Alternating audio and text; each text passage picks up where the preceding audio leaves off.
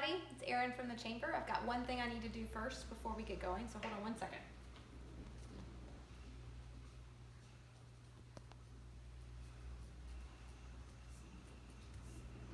I'm almost done. Hold on.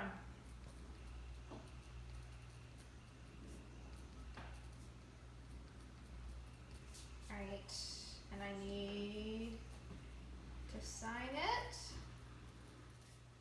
And it's today the 17th? Yeah? Okay. All right, and date. That was it.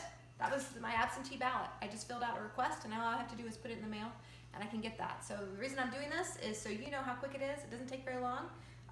You get online. If you look at the link below in the email, you can click and get the place where this is right here, which is our online form that I just filled out, and then you yourself can be able to do that as well. Get that in the mail.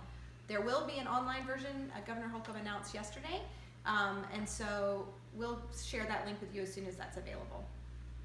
The second thing I need to tell you is the census. We're doing terribly, like really bad community.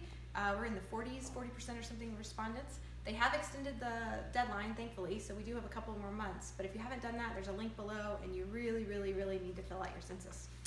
It's going to help the whole community. And finally, the last thing is Senator Todd Young and I talked this week on the podcast. So I had a great conversation with him about the government's response to the pandemic, and then like the CARES Act and things like that. So he shared some of that. I talked to him some about some of the problems you guys are having with not getting a response and not being sure about what's going on with that. So he was able to give some answers. And then we talked about other things like Cocker Spaniels on the table and stand-up comedy. Anyway, you got to listen to the podcast. I think that's it.